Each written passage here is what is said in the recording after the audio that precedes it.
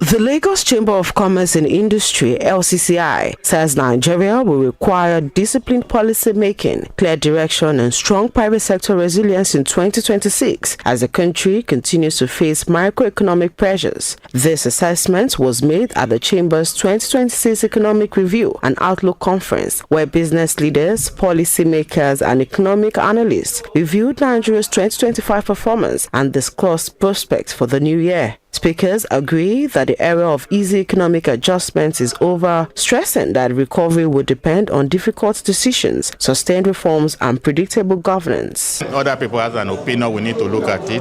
We know that equity too is an assurance for more enduring investment.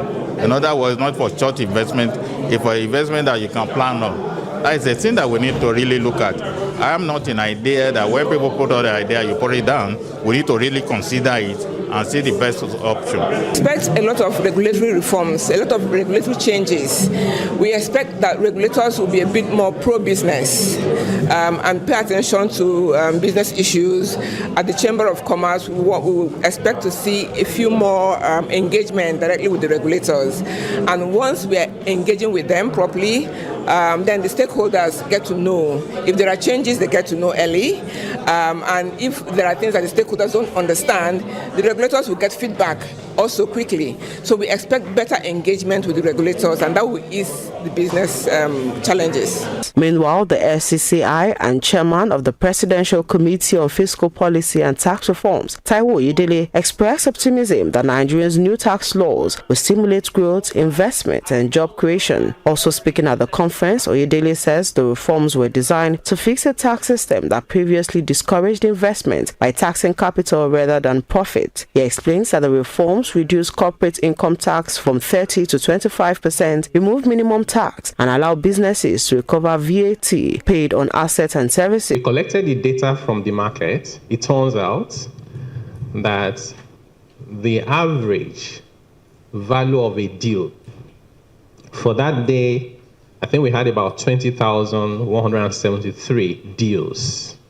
What about 25 billion naira? The average size of a deal was just about 1 million.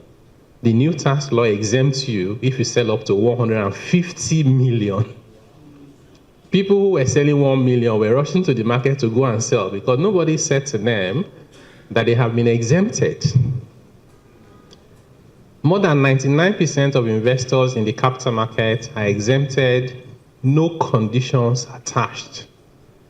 The remaining less than 1% are exempted with condition. The condition is when you sell, please reinvest and reinvest because we want them to take a long-term position in that market. So actually everybody is exempted. You know that our younger people, they have over $60 billion in virtual assets. Crypto here, stable coin there, that's what they are buying. I don't know if there's any single one of them that's invested up to $10,000. It's usually $200, $150. Those things add up, right? In the capital market, the average age of investor is over 50. There are old people like me that are there. Yes, the young people are not investing there. And we're not telling them, instead of us to tell them that the capital market has now been designed for you, you can invest there and you won't have to pay tax. This is your crypto and virtual asset. It's even taxable. But when you come to the market, you won't pay tax. But we scare them away with our narrative. There's 30% tax on the market. The danger of misinformation.